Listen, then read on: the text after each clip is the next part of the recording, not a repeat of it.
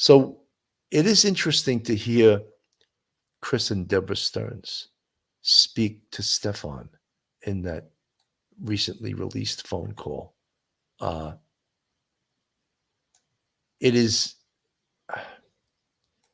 it's sort of heartbreaking, but I can't be totally sympathetic towards Chris and Deborah Stearns. I just can't help but feel that they created, enabled, and somehow encouraged this monster to become the monster who he is, who he was, because he will never, ever hurt anyone again because he's never, ever going to be free again. Kylie Cosmos from the chat. I want to know who actually buys this and uses it. It looks like a dumb trinket with zero functionality that Stephan would like. You're talking about those coins, Kylie? Yeah, I mean, well, it's a clever thing by Amazon. Amazon's in business to make money.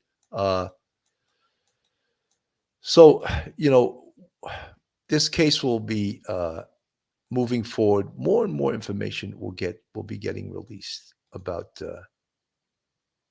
Stephan Sterns talking to his parents from jail. It just so I can't say breaks my heart, but when this 37-year-old man is saying, "Oh, could you put some more money in my commissary account?" and his father says, "We don't have much money now. It's going to be very difficult for us to keep putting money in there.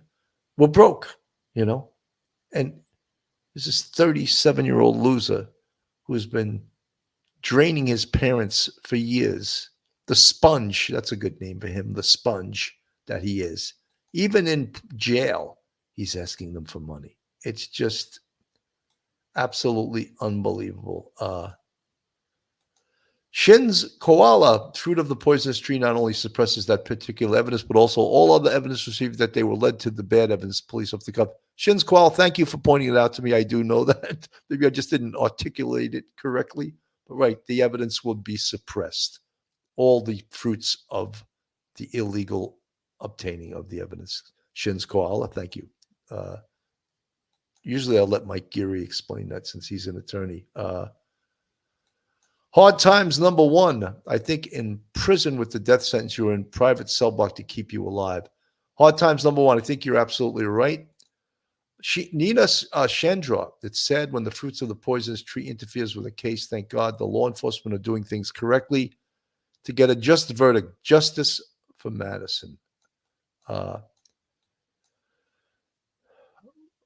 Byington, learned behavior. Yes. Vanessa Friesen, wouldn't he be charged for double murder if she was pregnant? That would have come to light. No, I believe it's definitely a motive if he thought this. Vanessa Friesen, I cannot really answer that. That would be totally up to the prosecutor as a possibility, but that's a real heavy-duty legal issue, So, Cheesy Mary from Canada. The coin things make me think they were making a video game. Maddie and the monster both played video games. You can build things, etc. on them. Possibly. Lou from the chat, he's a pathetic man-child, 100%. Absolutely, guys. Esme Lobsa, he didn't start blaming an experience way before some exposure on phones. So according to Stephan, Matty was already damaged, so he only continued. Yeah, I mean, look, there's so many things about this case that are so disturbing. And the biggest thing, again, we found out, of course, from the Stearns' call to Stephan. But this was interesting, the new parent decision coin. And I didn't report on it the other night because I wanted to read into it more. And many people have said from the early beginning, oh, I think that Madeline was pregnant. Can we confirm and put a rubber stamp and say, yes, she was? No. But still conjecture. And the fact that a couple of months ago, the family said, oh, she was not, it's confirmed. Well, they were trying to, I think, put that out there so that so that people wouldn't think that. But I still think that that's a distinct possibility.